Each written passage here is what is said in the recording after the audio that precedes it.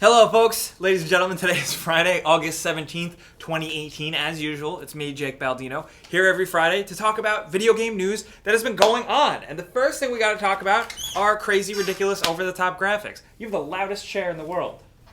Now, we've known for some time that NVIDIA has had stuff to show off before Gamescom, and what they have shown off so far is really impressive. First and foremost, they've trotted out their ray tracing technology through new architecture and Turing, and they have a new demonstration video of it that is really impressive. Now, we have seen this before. They have demonstrated how well it works with like a video of a Stormtrooper's helmet, which was really cool, but this new tech shows it a bit more. Apparently, rendering times are going to be more realistic, most notably with their new Quattro GPU that they outlined. This is a professional grade $10,000 GPU that we're not going to be using anytime soon, but this technology is becoming more and more mainstream, especially thanks to RTX, which they have outlined. Not only that, they also have been teasing new GPUs, the follow-up to the 1080, which is apparently going to start with 20 and not 11. But as of the time of making this video, that's all we know about that, but what we can do is at least show you this really impressive, awesome graphics technology, and how with all the announcements that they come out and make on stage, it does seem to be coming closer and closer to reality in games, at least in the near future. Hopefully, I don't know. But we do this every once in a while for one of the big stories. We know you guys like to gush over good graphics sometimes, so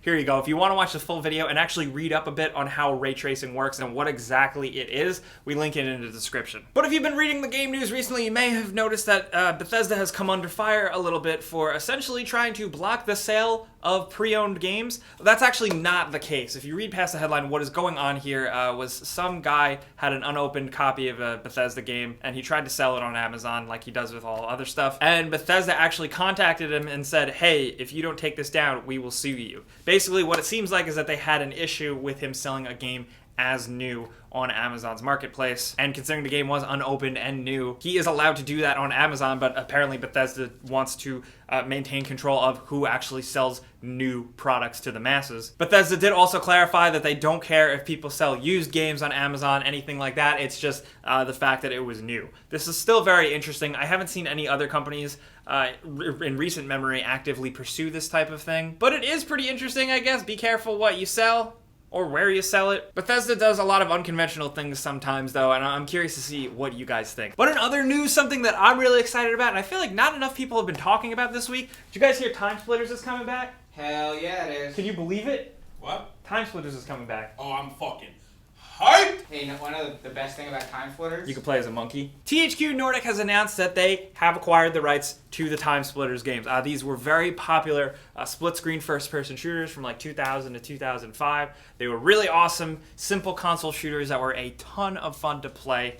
If you grew up in that time period, it was really awesome, and it was a sweet spot there. And of course, THQ Nordic is kind of known as of right now for buying up old shit and putting it out again, and I appreciate that. The nice thing is that by them publicly announcing, hey, we got Time Splitters, that to me immediately reads that they are going to actually do something with it. A lot of times when rights move around, it's not that big of a deal, and you don't usually hear a lot about it because it's just companies buying things and holding on to them. But I actually see THQ Nordic going forth and either putting out a completely new Time Splitters game or redoing the old ones and throwing them out there. Of course, it'll probably be free to play and have cosmetic skins and stuff, but that's besides the point. Is it? I don't know. Not only that, something that's also like, it was like, also this happened. They acquired the rights to Second Sight, which was an awesome game. Are they going to do an HD remaster of Second Sight? Because I never thought I would say that out loud on our YouTube show, but this is the wild world we're living in with THQ Nordic, and I am fucking in. How about they do something with that Saints Row license they have?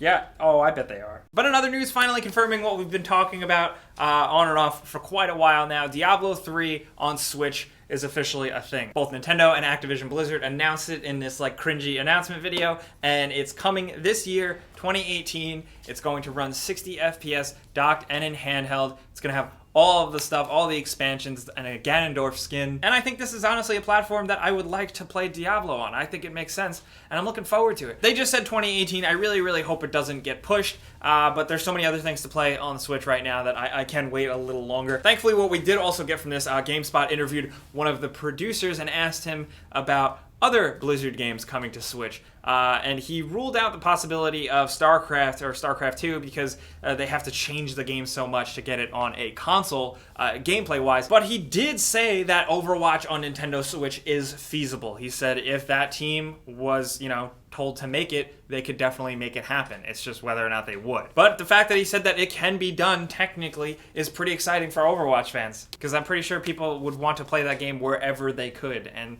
that would be nice. But who knows? I'm sure, and it seems like a lot of companies have done this, like they put out the one thing and see how it goes. So I'm sure they're looking at how the figures are going to turn out for Diablo before they actually move forward with other ports. But let's move on. As always, everything we talk about is linked in the description below, and I got a couple of things for you guys to check out real quick. The first thing is Digital Foundry's video on Red Dead Redemption 2. They break it down. Apparently, they actually got the raw file from Rockstar Games themselves, and they break down that this is a PS4 Pro version, and I always appreciate Digital Foundry's little insights. We also have the new Battlefield 5 trailer, and goddamn, whether you're excited for the game or not, I love Battlefield trailers. Like, they're just so exciting, and I'm the stupid, boring, idiot loser that just wants to play the game and walk around and look at all of the architecture. But hey, not only does it look absolutely gorgeous, and I just want to gawk over all of that, but the end of the trailer actually teases their Battle Royale mode, which shows a bunch of soldiers and a circle closing in on them, but this is like realistic hellfire, and it's actually kind of terrifying. And if they actually can get the game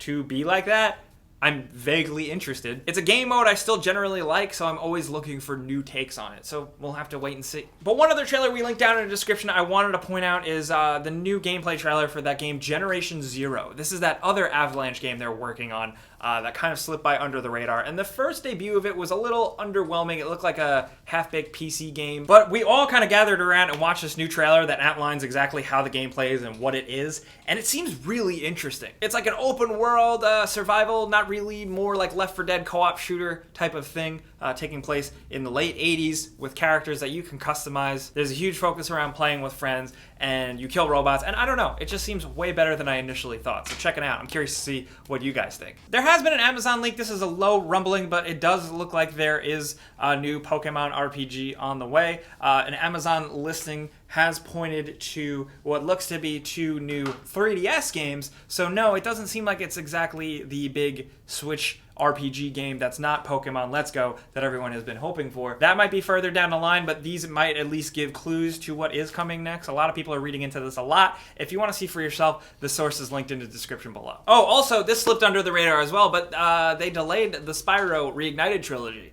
It was originally... Oh, are you that? I like it. I want it really bad. Oh, okay. I didn't know we had a big Spyro fan over here. Spyro was initially dropping September 21st, and now it's been moved to November 13th, the same day that Hitman 2 is also releasing, and it's my birthday! So I'm excited about all those video games I get to play by myself. Where was I? I'm sure there's some speculation out there of whether or not this got pushed because of that whole thing where only the first game is on the disc and the other 2 are digital downloads. Personally, I don't see that changing. I see this just as a shuffling of the deck because September is already very stacked. But hey, at least the game's still coming, right? Also, have you guys seen this story that had been blowing up where someone who is an avid player of Battlefield games and stuff like that, they have their EA Origin account, they use Origin on PC, and suddenly their account and their games were completely deleted and scrubbed from the face of the earth with no warning. This user took to Reddit to talk to people and kind of figure out what the deal was. He reached out to EA support, and it was a long, drawn-out battle, but eventually, finally, he ended up getting his account back. They managed to get his name back, all of his stats back. The guy was really initially freaked out because he had spent so much time in Battlefield. He had pre-ordered the new one and multiple other EA games. So it was a big deal, but it's good to see that it was resolved. But still, this blew up, and I think it's interesting just to pay attention, with the encroaching all-digital future, with everything being account-based. What I'm trying to say is I'm trying to scare you. Everything could vanish instantly without your control, and be careful. I don't know what the conclusion is there. Just don't trust the corporations, man. But to wrap up, we got to do that console giveaway we do every single week. There's a link in the description below. You click it to sign up. You enter once, then you're entered for good, because then every week we go in and randomly choose one person to win a free console of their choice. And this week's winner is gonna be this cat right here. Congratulations. Be sure to keep an eye on your inbox, your spam box, stuff like that, because Tom's going to be reaching out to you to figure out how he can send you your console. But now we got to talk about all the stuff going on this week. First and foremost, are you impressed with NVIDIA's graphics technology, and how soon do you think we're actually going to be seeing that stuff in real time? Are you a developer? I'd love to hear your perspective because I don't really know anything. And are you looking forward to a potential new Time Splitters game? Do you think it'll hold up? Is this something you want to see reimagined? I don't know. How do you feel about Diablo 3 on Switch, and are there any other Activision Blizzard games that you would love to play on Switch? Because that I definitely want to hear. Not only that, with the whole EA Origin account issue thing, is there one account that you have that you play everything, you save everything on, and if it were to disappear overnight, would you be devastated? I want to hear from you guys on all this stuff. Let's talk down in the comments. I'll be down there talking to you guys as much as possible. But of course, if you want to find me, you want to yell at me, Twitter, Facebook, and Instagram at Jake Baldino. If I don't see you there, I'll probably see you on discord.gg/GameRanks if you want to hang out over there. But for now, we got to go back nose to the grindstone, so we will see you guys later. As always, thank you for coming around here. Clicking the like button does help us out. But if you're new, you should consider subscribing and also clicking that notification bell because we put out new videos every single day and you don't want to miss anything. But as always, thanks for watching. We'll see you guys next time. Pizza's on me.